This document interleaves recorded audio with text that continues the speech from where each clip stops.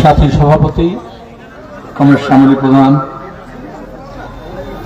পল্লীগুরু, আমার সহকর্মী, আপনাদের প্রাক্তন সাংসদ, প্রাক্তন জেলা সম্পাদক আমাদের পার্টির কমরেড রামচন্দ্র রোম, কমরেড গৌতম ঘোষ,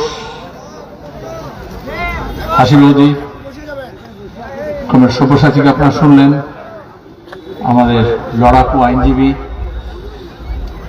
অন্যান্য নেতৃবৃন্দ, আমার গুরুজনেরা, যুব তরুণ সাথী বন্ধু ভাই মা বোনেরা, প্রচন্ড গরম, গুমট, তারপর দাঁড়িয়ে আপনারা মিছিল করে এবং অনেকে মিছিলের আগেই এখানে এসে জড়ো হয়েছেন।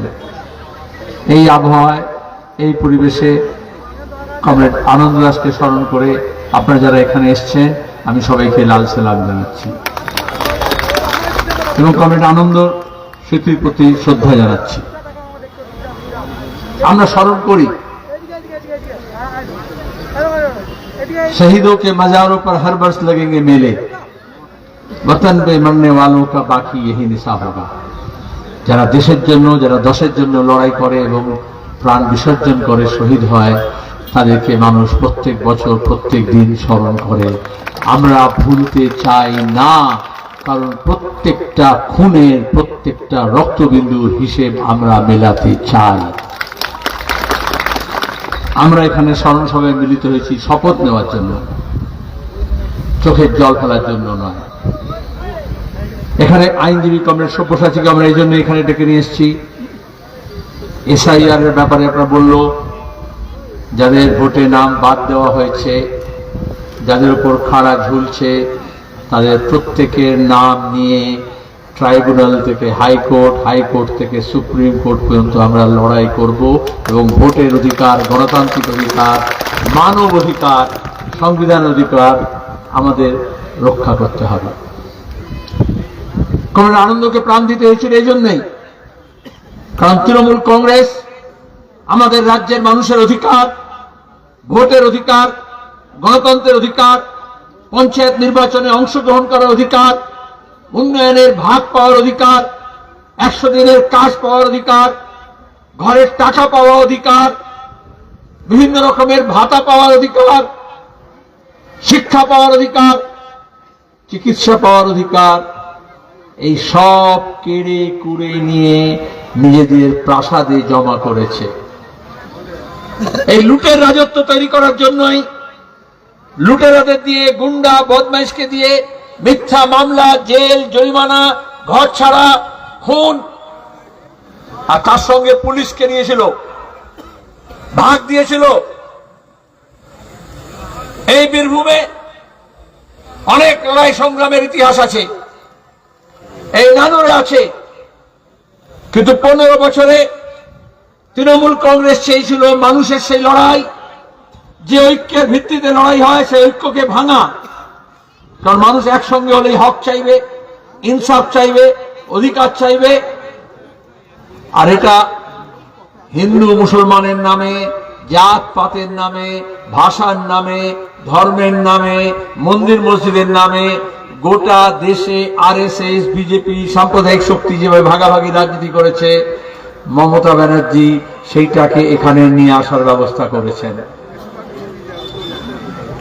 এখন বেশি মমতা ব্যানার্জি বলার দরকার নেই, কিন্তু আমরা 15 বছর কেন 20 বছর 30 বছর ধরে বলছিলাম, যখন মমতা ব্যানার্জি কংগ্রেসে ছিলেন, যুব কংগ্রেসের নেত্রী ছিলেন, তখন আমরা বলছিলাম মমতা ব্যানার্জিকে আরএসএস চাষ করছে, কাল্টিভেট করছে।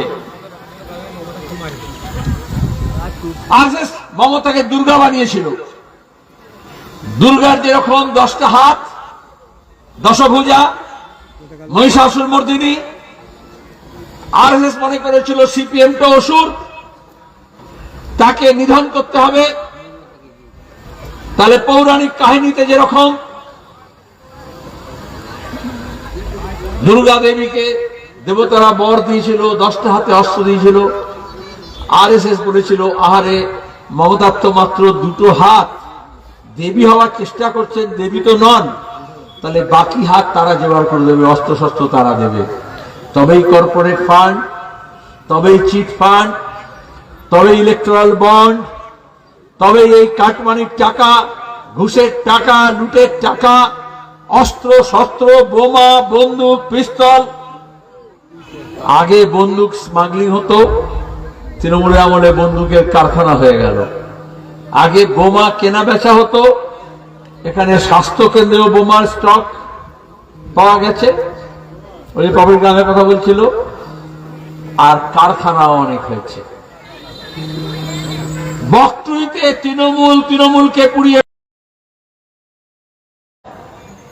পুলিশের চোখে ধুলো দিয়ে আমাদের সেইখানে পৌঁছতে হয়েছিল।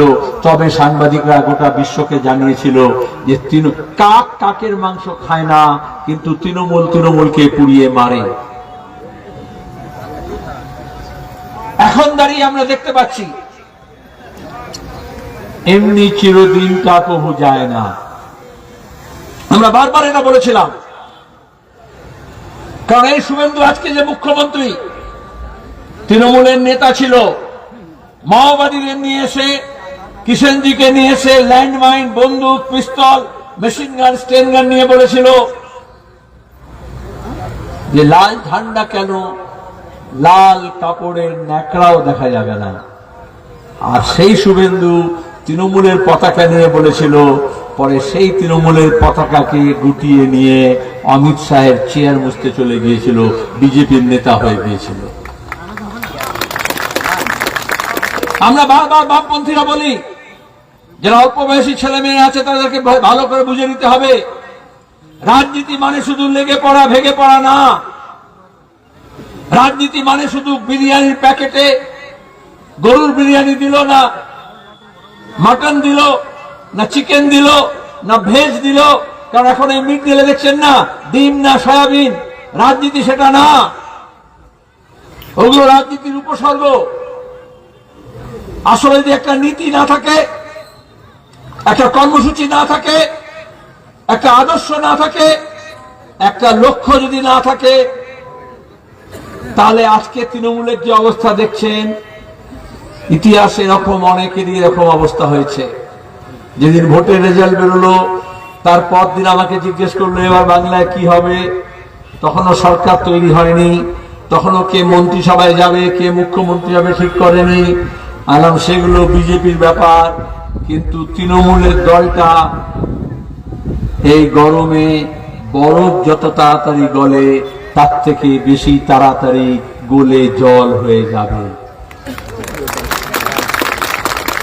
হাততালি দেওয়ার বিষয় না, বরফ যদি গলে যায়, জল যদি হয়ে যায়, সবটা উবে যায় না। যেমন সব্যসাচী বলেছে, কি আপনি বড় একটা বরফ রেখে দেখবেন, গরমে গলে যায়, তখন সেটা জল হয়ে যায়, তারপরে সেটা গড়িয়ে গড়িয়ে কিছুটা নর্দমায় যায়। তারপরে যদি কোনো পাত্র রাখেন, গ্লাস রাখেন, বাটি রাখেন, গামলা রাখেন, সেখানে গিয়ে জমা হয়। তাহলে তৃণমূলের অবস্থা এরকম হয়েছে, কেউ দিল্লিতে গিয়ে অমিত শাহের কাছে জমা হচ্ছে, আপনাদের শতাব্দীর মতো আর এই অসিত মালের মতো এমপিরা গিয়ে। ভোট তো পার্লামেন্টের না, ভোট তো বিধানসভা হয়েছে। তৃণমূল সরকার থেকে গিয়েছে, এমপি গুলো তৃণমূল থেকে বিজেপিতে চলে গেছে। আবার সরাসরি বিজেপিতে যায়নি, বিজেপির তো চক্ষু লজ্জা আছে। হ্যাঁ, এমনিতে বলে একটু গোবর খাইয়ে দিয়ে, একটু গঙ্গা জল ছিটিয়ে ওকে পবিত্র করা যায়।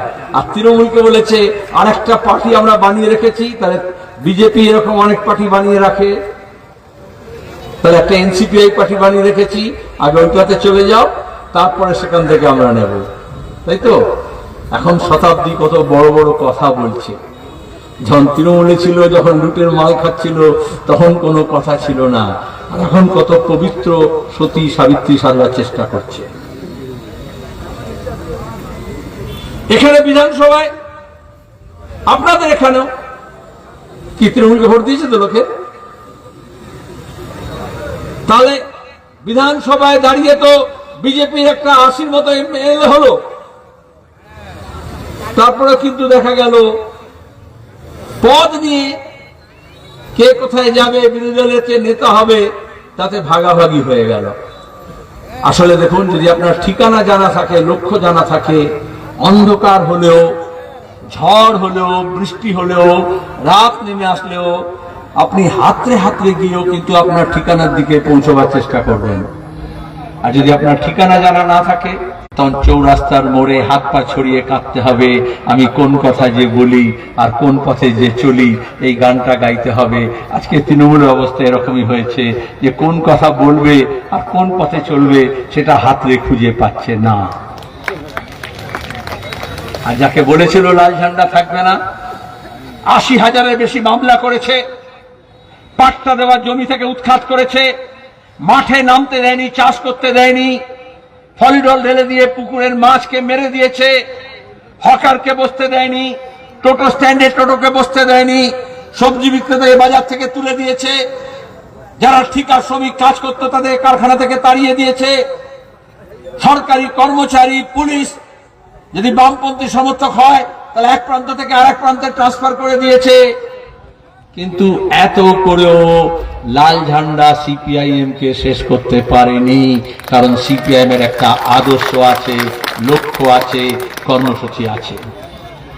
এটা কোনো দাদা দিদির পার্টি না। আর এই জন্য ওরা মনে করেছিল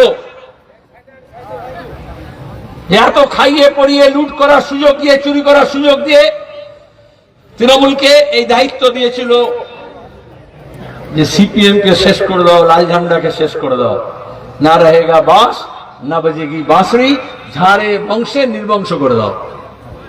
এর জন্য একটা সিভিক থেকে এসপি থেকে ডিজি পর্যন্ত সবাইকে ব্যবহার করেছে, কোন আইন কানুনের তোয়াক্কা করেনি। এখন তৃণমূল বেরোলে কেউ কেউ চোর চোর বলে চিৎকার করছে, তাতেই ওদের গোসা হচ্ছে। কিন্তু আমরা তো বলেছিলাম প্রথমেই, এই পুলিশকেই বলেছিলাম চোর ধরো জেল ভরো। এই বিজেপি সরকারকে বলেছিলাম দিল্লিতে, চোর ধরো জেল ভরো, শুনেছে? তারপরে আমরা বললাম গ্রাম জাগাও চোর তাড়াও। পুলিশ করেনি, তাহলে পুলিশের চরিত্র এটাই। কালকে যারা তৃণমূলের মস্তান গুন্ডা ধর্ষকদের পেছন পেছন দালালি করছিল, আজকে দাঁড়িয়ে রাতারাতি সে যদি বিজেপি আর ঝান্ডা নিয়ে নেয় তাহলে তার পেছনে গিয়ে আবার দালালি করবে। এই জন্য উর্দিধারী পুলিশদেরও বলছি, পুলিশের মর্যাদা রাখুন, সংবিধানের মর্যাদা রাখুন, পুলিশ এক মানুন, নিয়ম মেনে কাজ করুন। তাহলে কখনো এর জুতো চাটতে হবে না, কখনো ওর চটি চাটতে হবে না। আপনাকে আপনি বুক ফুলিয়ে মাথা উঁচু করে নিয়ম মেনে আপনি কাজ করবেন। কারণ আজকে যাকে আপনি বলছেন রাজা মহারাজা, কালকে সে রাজা মহারাজা থাকবে না। রাহাত ইন্দোরের উর্দুতে একটা শের ছিল, আজ जो साहिब मसनद है, मसनद মানে বোঝেন তো, মসনদ সিংহাসন, আজ যে সাহেবকে দেখছেন সিংহাসনে বসে আছে, কাল ও नहीं रहेंगे। গণতন্ত্র মানে তো তাই, आज जो साहिब मसनद है कल वो नहीं रहेंगे। अरे हम सब किराएदार हैं, किराएदार माने भाड़ाटे, हम सब किराएदार हैं, मालिक के मकान थोड़े ही हैं। আমরা কি মালিক? কিন্তু শুভেন্দু হোক আর মমতা হোক, অভিষেক হোক আর শ্রমিক ভট্টাচার্য হোক, যে মনে করে মালিক হয়েছি, তাহলে ভুল করবেন। ভোট দিয়ে মানুষ মালিক ঠিক করে না। আইসিএসপি ডিএসপি কে বুঝতে হবে, যারা ভোটে জিতেছে তারা মালিক না। মানুষ ভোট দিয়ে ম্যানেজার ঠিক করে, যে আগেরটা ঠিক মতো চালাচ্ছিল না, চুরি করছিল, তাহলে নতুন ম্যানেজার এসে চুরি বন্ধ করবে আর ঠিকঠাক চালাবে। কিন্তু এরা এসে কি করছে, প্রথমে কার ভোট থাকবে কার ভোট থাকবে না সেটা ঠিক করছে, তারপরে কে রেশন পাবে কে রেশন পাবে না ঠিক করছে, কে মিড ডে মিল পাবে কে মিড ডে মিল পাবে না সেটা ঠিক করছে। লক্ষ্মী ভান্ডারের নাম পাল্টে দিয়ে অন্নপূর্ণা ভান্ডার করে বলছে কত লক্ষ পেত, এখন কত লক্ষ পাবে। 100 দিনের কাজকে বলেছিল 125 দিন করব, আর এখন বলছে 1 মাস একটু চালিয়ে দেখি কি অবস্থা আছে। তাহলে বুঝতে পারছেন পেট্রোল ডিজেলের দাম। আমরা ভুল বুঝিনি। মোদি যখন এসেছিল 14তে তখন বলেছিল 40 টাকা পেট্রোল ডিজেল করে দেবো, ডলারের দাম 40 টাকা করে দেবো। এখন পেট্রোল ডিজেলের দাম 100 পার, রান্নার গ্যাসের দাম হু করে বেড়েছে। আর ডলারের দামও 100 ছুঁই ছুঁই। কেন হচ্ছে? গোটা দেশের অর্থনীতি সংকট হচ্ছে। আজকে কৃষিতে সংকট, কৃষক তার ফসলের দাম পাচ্ছে না। শুনলেন গৌতমের কাছ থেকে, সারের দাম হু করে বাড়ছে, কীটনাশকের দাম বাড়ছে, বীজের দাম বাড়ছে। বামফ্রন্ট সরকার যখন ছিল তখন আমরা উন্নত মানের বীজের ব্যবস্থা করতাম। 15 বছরে মমতা ব্যানার্জি সব সিড ফার্ম নষ্ট করে দিয়েছে। আর কোন বীজ কি সব মাল্টিন্যাশনাল কোম্পানি থেকে কিনতে হবে। আবার দাঁড়িয়ে সারও বলেছে রাজ্য এবং কেন্দ্রের সরকার মিলে এগুলো খোলা বাজার হয়ে গেছে, মানে কালো বাজার। যখন সারের দরকার হয় তখন দাম হু করে বেড়ে যায়। পেট্রোল ডিজেলের দাম বাড়লে এখন বিজেপি কি বলল? আরে ইরানে যুদ্ধ হচ্ছে তো, ওই যে ইসরায়েল আমেরিকা মিলে ইরানকে হামলা করলো, প্যালেস্টাইনে দীর্ঘদিন ইসরায়েল হামলা করছে, শিশুদেরকে মারছে। তাহলে যুদ্ধের জন্য তেলের দাম, গ্যাসের দাম বেড়ে গেছে, মানলাম। কিন্তু আমার দুটো প্রশ্ন আছে। এই জন্য আমরা বামপন্থীরা নীতি নিয়ে বলি যুদ্ধ খারাপ, যুদ্ধ নয়, শান্তি চাই। কিন্তু কোনদিন মোদির পার্টিকে, মমতার পার্টিকে আমেরিকার বিরুদ্ধে, ইসরায়েলের বিরুদ্ধে, যুদ্ধের বিরুদ্ধে বলতে শুনেছেন? ওরা তখন যুদ্ধ উন্মাদনা করে। আর এই দ্বিতীয় বিশ্বযুদ্ধের সময় এই বাংলায় 30-40 লক্ষ মানুষ না খেয়ে মারা গিয়েছিল। কমিউনিস্টরা তখন লঙ্গরখানা খুলেছিল, যেমন রেড ভলেন্টিয়ারের কথা বললো করোনার সময়। কিন্তু যখন যুদ্ধে কিছু লোকের আঙুল ফুলে কলা গাছ হয়ে যায় আর বেশিরভাগ মানুষের সর্বনাশ হয়ে যায়। এই জন্য আমরা যুদ্ধের বিরুদ্ধে। সে যুদ্ধ যেখানেই হোক, খারাপ হলে নীতি মানে এটাই, তোমার যুদ্ধ খারাপ, আমার যুদ্ধ ভালো, এটা তো হতে পারে না। খারাপটা খারাপ, তোমার খুন খারাপ, আমার খুন ভালো, এ তো হতে পারে না। খারাপ মানে খারাপ, ভালো মানে ভালো। যে ন্যায়ের কথা বলছিল, হকের কথা বলছি, ইনসাফের কথা বলছি। এবার যুদ্ধ থেমে গেল, ইসরায়েল আমেরিকার ইরানের মধ্যে চুক্তি হয়ে গেল। এবার হরমুজ থেকে গ্যাসও আসছে, তেলের ট্যাঙ্কারও আসছে। কিন্তু আমাদের দেশে একবার যদি তেলের দাম বাড়িয়ে দেয় সরকার, গ্যাসের দাম বাড়িয়ে দেয়, সে ইরাক যুদ্ধের সময় বেড়েছিল, যুদ্ধ 25 বছর আগে থেমে গেছে, কিন্তু ওইটার দামটার পেছনে যায় না। তাহলে এখন যারা বিজেপিকে যারা ভোট দিয়েছেন তাদেরকে জিজ্ঞেস করছি, তাহলে যুদ্ধ তো বাবা থেমে গেল, তুমি তো যুদ্ধের পক্ষে ছিলে, তাও মেনে নিলাম, কিন্তু এখন যুদ্ধের যেমন চলে গেছে, এখন তো রান্নার গ্যাসের দাম আর তেলের দাম কেন কমাচ্ছে না? এইটাই হচ্ছে চালাকি। এই চালাকিটা বুঝতে হবে।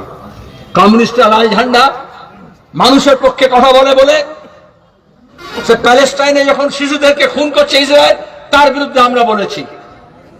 মমতা ব্যানার্জি, তৃণমূলের কোন নেতার কোনদিন সাহস হবে না, কারণ আরএসএস যেভাবে এদেরকে পুষেছিল, দুর্গা বানিয়েছিল, এরকম আমেরিকা, ইসরায়েলও এইসব দলগুলোকে সাহায্য করে। কারণ গরিব মানুষের ঐক্য যাতে ভাঙে, ধর্মের নামে যাতে লড়ালড়ি হয়। আমরা লড়াইয়ের কথা বলেছি শিক্ষার জন্য, স্বাস্থ্যের জন্য, কাজের জন্য, কালভার্টের জন্য, বাঁধের জন্য, গঙ্গা ভাঙন রোধ, নদী ভাঙন রোধ করার জন্য, ব্রিজের জন্য, স্কুলের জন্য, হাসপাতালের জন্য, মহিলাদের সমান অধিকারের জন্য, বেকার ছেলে মেয়েদের কাজের জন্য, কলকারখানার জন্য। আর এখন এরা যখন বলল লাল হটাও দেশ বাঁচাও, লাল হটে যাওয়ার পরে বলছে লড়াই মানে হিন্দুর বিরুদ্ধে মুসলমানের আর মুসলমানের বিরুদ্ধে হিন্দুর, মন্দিরের আর মসজিদের লড়াই। আমরা সেই লড়াই রুখেছিলাম। 34 বছরের বামফ্রন্টের সরকারের সময় কেউ হিন্দু মুসলমানের নামে দাঙ্গা বাঁধাতে পারেনি, জ্যোতি বসু, বুদ্ধদেব ভট্টাচার্য।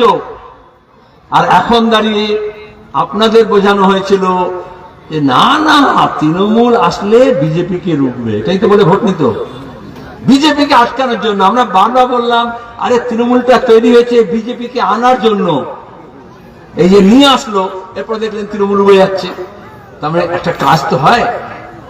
আপনি যখন একটা প্যান্ডেল বাঁধেন, বাড়িতে যদি বিয়ে হয় বা কোনো অনুষ্ঠান হয়, যে বিয়েটা হয়ে যায়, বরযাত্রী সব ফেরত যায়, খাওয়া দাওয়া হয়ে যায়, তারপরে প্যান্ডেলটা থাকে। তাহলে তৃণমূলটা এরকম একটা প্যান্ডেল বানানো হয়েছিল যাতে বিজেপি আসে।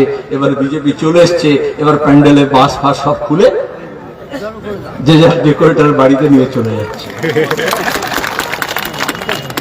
এইটা খেয়াল রাখতে হবে, গরিবের কথা বাসি হয়ে